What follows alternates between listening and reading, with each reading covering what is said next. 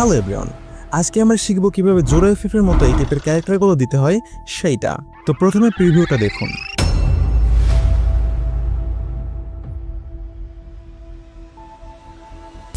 জোরো FF তার social media অ্যাকাউন্টে এই টাইপের যতগুলো এডিটিং শর্ট ভিডিও আপলোড করেছে সেই সকল শর্ট ভিডিওতে কিন্তু মিলিয়নের উপরে ভিউ পড়েছে। আর এই টাইপের এডিটিং করা কিন্তু এতটাও কঠিন না, জাস্ট 3টা স্টেপ ফলো করলে কিন্তু আপনিও পারবেন আপনার হাতে থাকা মোবাইলটার মাধ্যমে এই টাইপের ভাইরাল এডিটিং তৈরি করতে। তাই এখনই মনোযোগ দিয়ে আমার এই ভিডিওটা শেষ পর্যন্ত দেখুন।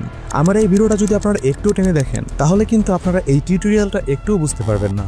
আর হ্যাঁ, ভিডিও শুরু করার আগে আমি আরেকটা ইনফরমেশন আপনাদের দিয়ে রাখি, সেটা হচ্ছে আমার এই ভিডিওতে আমি যতগুলো ওভারলি এবং অ্যাপ্লিকেশন ইউজ করব সেই সকল অ্যাপ্লিকেশন এবং ওভারলি আপনারা পেয়ে যাবেন আমার এই টেলিগ্রাম অ্যাকাউন্টে, যেটার লিঙ্ক অলরেডি আমি আমার ডিসক্রিপশন বক্সে দিয়ে রেখেছি। তো প্রতিবারের মতো এখানে আপনাদের প্রথমে ওপেন করে নিতে হবে ক্যাপকাট অ্যাপ্লিকেশনটা। এরপর নিউ প্রজেক্টে ক্লিক করে আপনাদের ভিডিওটাকে অ্যাড করে নিতে হবে, যে ভিডিওটাতে আপনারা এই গ্লোটা অ্যাড করতে যাচ্ছেন সেইটা। এরপর এখানে এসে আপনাদের ভিডিওটা যে সাইজে রাখবেন সেইটা আগে সিলেক্ট করে নেবেন। তো আমি এখানে রাখবো হচ্ছে এইটা, কারণ আমি এই ভিডিওটা আমার ইউটিউব চ্যানেলে বা টিকটক অ্যাকাউন্টে শর্ট আকারে আপলোড করব। এরপর আমি এটাকে জুম করব আমার এই স্ক্রিন বরাবর। তারপর আমি এটাকে প্লে করে দেখব যে আমি কোন অংশটুকু এখানে রাখবো ক্যারেক্টার ব্যাকগ্রাউন্ডগুলো দেওয়ার জন্য। তো এখানে একটা হেডশট মারার পরে আমার ক্যারেক্টারটা যখন একটু জাম্প করলো তখন আমি এখানে একটা সুন্দর ক্লিপ পেয়ে গেলাম, যেখানে আমি আমার এই ক্যারেক্টার গ্লোটাকে অ্যাড করতে পারবো। তো ওটা সিলেক্ট করার পর আমি নিচের এই ইফেক্টগুলোকে ডান পাশে স্ক্রল করব। এরপর এখানে ফ্রিজ অপশনে ক্লিক করব। তাহলে আমার এই ভিডিওটা কিন্তু ফ্রিজ হয়ে যাবে, স্ক্রিনশট দেওয়ার মতো হয়ে যাবে। এরপর এখানে ক্লিক করব। তারপর এখান থেকে একটা স্ক্রিনশট নিয়ে নেব আমরা। এরপর এখান থেকে বের হয়ে যাব। এখন আপনাদের প্রথম যে স্টেপটা ফলো করতে হবে সেটা হচ্ছে এই ক্যারেক্টারের ব্যাকগ্রাউন্ডটাকে রিমুভ করতে হবে। তো ওটা চাইলে আপনারা ম্যানুয়াল ভাবে নিজের হাতেও আপনারা করে নিতে পারেন, বাট এটা করতে অনেকটা টাইম নষ্ট হয়ে যায়। তো আমি আপনাদের এখানে দেখিয়ে দিব কিভাবে আপনারা খুব সহজে আর কম সময়ে ক্যারেক্টারের ব্যাকগ্রাউন্ড রিমুভ করতে পারবেন। এটার জন্য আমি এখানে ইউজ করব এই অ্যাপ্লিকেশনটা। এইটার লিঙ্ক কিন্তু অলরেডি আমি আমার টেলিগ্রাম অ্যাকাউন্টে আপলোড করে দিয়েছি। এরপর এখানে স্টার্ট ফ্রম ফটোতে ক্লিক করবেন। তারপর আপনাদের স্ক্রিনশটটা আপনারা এখানে সিলেক্ট করে নেবেন। এরপরে দেখতে পারবেন আপনাদের ক্যারেক্টারের ব্যাকগ্রাউন্ডটা কিন্তু রিমুভ হয়ে গেছে। তো এখান থেকে যদি প্রপার ভাবে রিমুভ না হয় তাহলে এখানে ক্লিক করবেন। এরপরে আপনাদের এই ক্যারেক্টারের উপর ক্লিক করবেন। তারপর এডিট কাটআউটে যাবেন। এরপর এখান থেকে ম্যানুয়াল ভাবে জাস্ট একটা বা দুইটা ক্লিক করার পরেই কিন্তু আপনাদের এই ক্যারেক্টারের ব্যাকগ্রাউন্ডটা রিমুভ হয়ে যাবে। যেমন দেখুন, আমি এখান থেকে ইরেজ অপশনটা সিলেক্ট করে জাস্ট এটা সিলেক্ট করার সাথে সাথে এটা কিন্তু রিমুভ হয়ে গেল। এরপর এটা সিলেক্ট করব, এটা কিন্তু রিমুভ হয়ে গেল। এবার আমাদের রাখতে হবে এই জুতোর অংশটুকু। তো এখানে আমরা রিস্টোরে ক্লিক করব। এরপর এখানে এটুকে জাস্ট সিলেক্ট করে দেব। এরপর এখানে এটাকে আমরা ইরেজ করে নেব। দেখুন আমাদের পিএনজি কিন্তু রেডি হয়ে গেছে। এরপর এখানে ডান অপশনে ক্লিক করব। তারপর এখান থেকেও ডান অপশনে ক্লিক করে জাস্ট এক্সপোর্ট করে দেব। এরপর সেভ টু গ্যালারিতে ক্লিক করব। আমাদের পিএনজি কিন্তু রেডি হয়ে গিয়েছে। এবার আমাদের দ্বিতীয় স্টেপ। তো দ্বিতীয় স্টেপটা ফলো করার জন্য এখানে আমাদের ওপেন করে নিতে হবে পিক্সল্যাব অ্যাপ্লিকেশনটা। এটা চাইলে আপনারা প্লে স্টোর থেকে ডাউনলোড করে নিতে পারেন, বা চাইলে আপনারা আমার টেলিগ্রাম চ্যানেল থেকেও ডাউনলোড করে নিতে পারেন। তো এরপর এটা ওপেন করবেন। ওপেন করার পরে এখানে ক্লিক করব। এরপর ইম্পোর্টে যাব। তারপর এইমাত্র যে পিএনজিটা আমরা তৈরি করেছি সেটা সিলেক্ট করে নেব। এরপর এখানে টিক চিহ্নে ক্লিক করব। তার আগে আমাদের এই লেখাটাকে ডিলিট করে নিতে হবে এখানে ক্লিক করে। এরপর এই ক্যারেক্টারটাকে আমাদের জুম করে নিতে হবে আমাদের স্ক্রিন অনুযায়ী, মানে অনেকটাই বড় করে নিতে হবে। তো এখানে যদি আমরা এমনটাই রাখি তাহলে কিন্তু এটা অনেকটাই জায়গা নষ্ট করতেছে। তো এটার জন্য আমাদের এখানে 3 ডটে ক্লিক করতে হবে। এরপর ইমেজ সাইজে গিয়ে জাস্ট এখানে 750 লিখে নিতে হবে আপনাদের। এরপরে আপনাদের ক্যারেক্টারটাকে জুম করে নিতে হবে। তারপরে এই ইফেক্টগুলোকে ডান পাশে স্ক্রল করবেন। এরপর এখানে দেখতে পাবেন স্টক নামে একটা অপশন আছে, এখানে যাবেন। তারপর এটাকে এনেবল করে দিবেন। এরপর এখান থেকে সাদা কালারটাকে সিলেক্ট করে দিয়ে জাস্ট এটাকে +5 করে দিবেন। এরপর এখান থেকে টিক চিহ্নে ক্লিক করে বের হবেন। তারপর শ্যাডো অপশনটাতে এসে এটাকে এনেবল করে দিবেন। তারপর এখানেও সাদা কালারটা সিলেক্ট করে নেবেন। তারপর এটাকে টেনে +20 করে দিবেন। এরপর এখান থেকে টিক চিহ্নে ক্লিক করে বের হয়ে নিচে থাকা ইফেক্টগুলোকে বাম পাশে স্ক্রল করার পরে দেখতে পাবেন এখানে কালার নামে একটা অপশন, এখানে আসবেন। এরপর এটাকে এনেবল করে দিবেন। তারপর এখান থেকে ব্ল্যাক কালারটা আপনারা সিলেক্ট করে নেবেন। এরপর আবার টিক চিহ্নে ক্লিক করে এখানে আসবেন। তারপরে জাস্ট ট্রান্সপারেন্ট অপশনটা সিলেক্ট করে এখানে ক্লিক করবেন। তারপর সেভ এজ ইমেজে ক্লিক করে এখান থেকে কাস্টম অপশনটা সিলেক্ট করে আলট্রাতে ক্লিক করে জাস্ট সেভ টু গ্যালারিতে ক্লিক করবেন।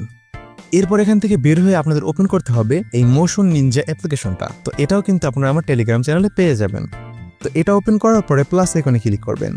এই স্টেপটা আপনাদের মনোযোগ দিয়ে দেখতে হবে, না হলে কিন্তু আপনারা এখানে ভুল করবেন, আর ভুল করার ফলে কিন্তু আপনাদের যে ক্যারেক্টার গ্লোটা আছে ওইটা সম্পূর্ণভাবে তৈরি হবে না। তো মোশন নিনজা অ্যাপ্লিকেশনটা ওপেন করার পরে নিউ প্রজেক্টে ক্লিক করবেন।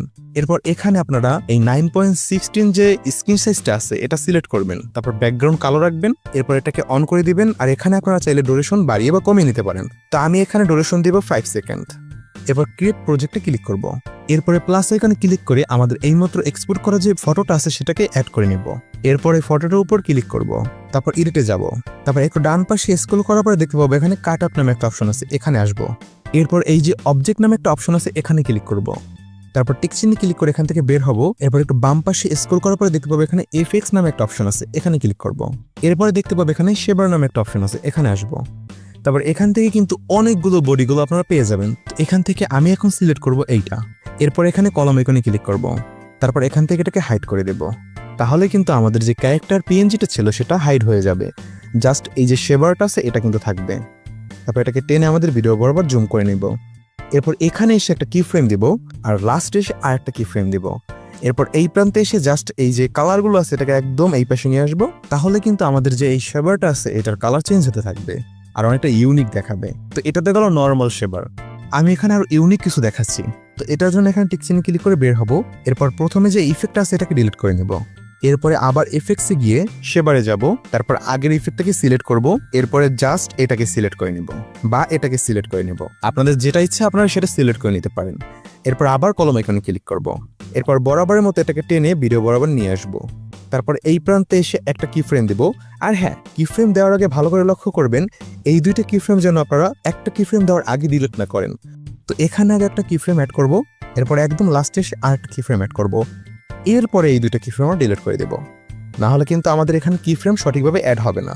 এরপর এখান থেকে হাইড করে নেব এটাকে, আর এই প্রান্তটাকেও কিন্তু হাইড করে নিতে হবে। এরপর বরাবরের মতো এখান থেকে কালার আমরা চেঞ্জ করে নেব।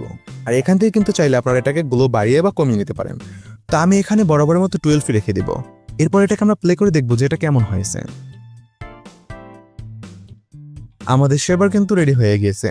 এরপর এখানে টিক চিহ্নে ক্লিক করে বের হব, তারপর এখানে ক্লিক করব। এরপর জাস্ট এটাকে এক্সপোর্ট করে দিব। এখান থেকে কিন্তু আপনারা চাইলে 4K পর্যন্ত এক্সপোর্ট করে নিতে পারবেন আপনাদের ক্লিপটাকে। তো আমি এখানে 1080p সিলেক্ট করব, তারপর এটাকে ফুল করে দিয়ে জাস্ট এক্সপোর্টে ক্লিক করব। তারপর এখানে সেভ টু অ্যালবামে ক্লিক করব। আমাদের এই শেবারটা কিন্তু সেভ হয়ে গিয়েছে আমাদের গ্যালারিতে। তো আমি এখানে প্লে করে দেখাচ্ছি এটা কেমন হয়েছে। তো এটা তো গেল একটু ইউনিক টাইপের শেবার।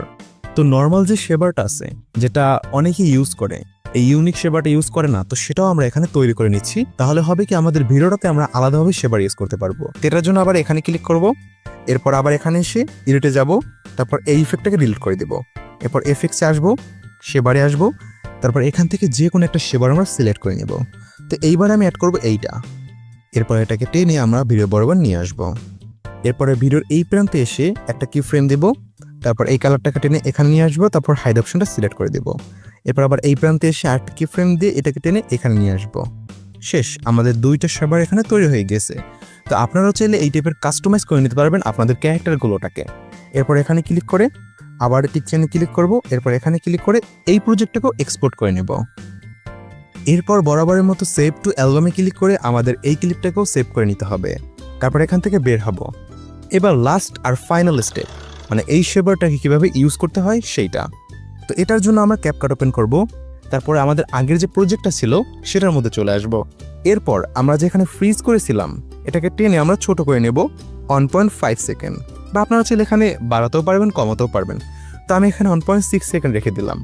এরপর ওভারলিতে আসবো, তারপর অ্যাড ওভারলিতে যাব। এরপর এখান থেকে ফটোতে যাব। ফটো অপশনটাতে গিয়ে আমাদের যে পিএনজিটা আছে ওইটাকে অ্যাড করে নেব, মানে যে ক্যারেক্টার পিএনজিটা আমরা এখানে তৈরি করেছিলাম সেইটা। এবার এটাকে টেনে ছোট করব, তারপর এটাকে জুম করব আমাদের যে মেইন ক্যারেক্টার আছে সেই অনুযায়ী।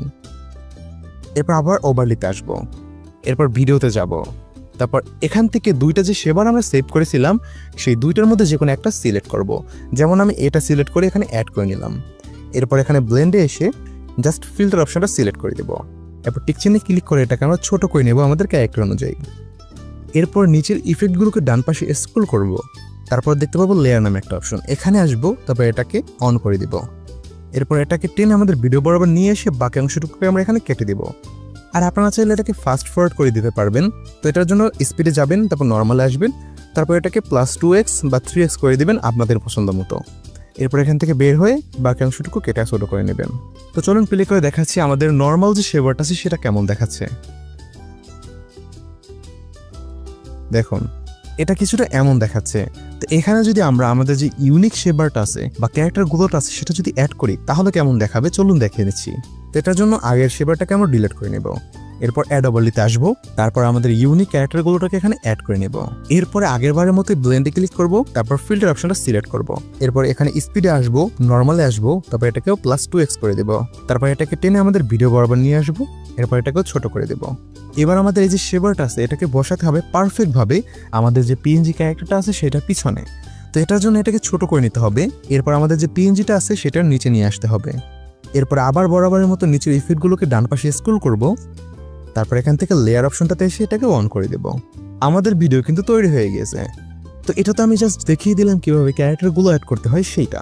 তো এখানে যদি আপনারা একটা শেক ইফেক্ট অ্যাড করেন, তার পাশাপাশি যদি এখানে একটু কালার গ্রেডিং অ্যাড করেন, তাহলে কিন্তু এই এডিটটাও একটা ভাইরাল এডিটিংয়ে পরিণত হতে পারে। তো চলুন এর পাশাপাশি আপনাদের একটা বোনাস টিউটোরিয়াল আমি দেখিয়ে দিই, সেটা হচ্ছে একটা অ্যাগ্রেসিভ শেক ইফেক্ট। তো এটার জন্য এখানে ইফেক্টে যাব, তারপর ভিডিও এফেক্টে আসবো, এরপর এখান থেকে নাইট ক্লাব অপশনটা সিলেক্ট করে নিব, তারপর এখানে স্ল্যাশ ভাইব্রেশন অপশনটা অ্যাড করে নিব। এরপর টিক চিহ্নে ক্লিক করে বের হয়ে অবজেক্টে আসবো, তারপর অল ভিডিও সিলেক্ট করে নেব। এরপর অ্যাডজাস্টে এসে সাইজটাকে 0 করে দেব, স্পিডটাকেও 0 করে দেব, গ্লোটাকেও 0 করে দেব, ইন্টেন্সিটিটাকে +10 করে দেব।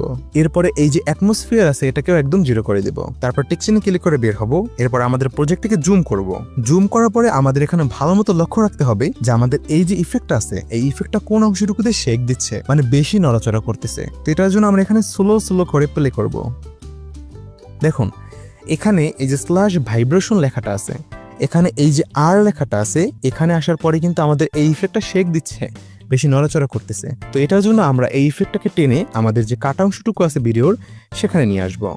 দেখুন এখানে যে আর লেখাটা আছে সেটা কিন্তু আমাদের ভিডিওর কাটা অংশটুকুতে পড়েছে। তারপর আমাদের ভিডিও বরাবর এটাকে ছোট করে নেব। তো চলুন এবার প্লে করে দিচ্ছি আর দেখি আমাদের এই ভিডিওটা কেমন হয়েছে।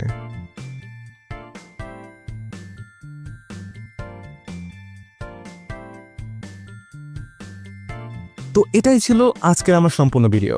যদি আজকের ভিডিওটা একটু উপকারিত মনে হয়ে থাকে আপনাদের, তাহলে এই ভিডিওটাতে অবশ্যই লাইক করবেন আর আমার চ্যানেলটা সাবস্ক্রাইব তো অবশ্যই করবেন।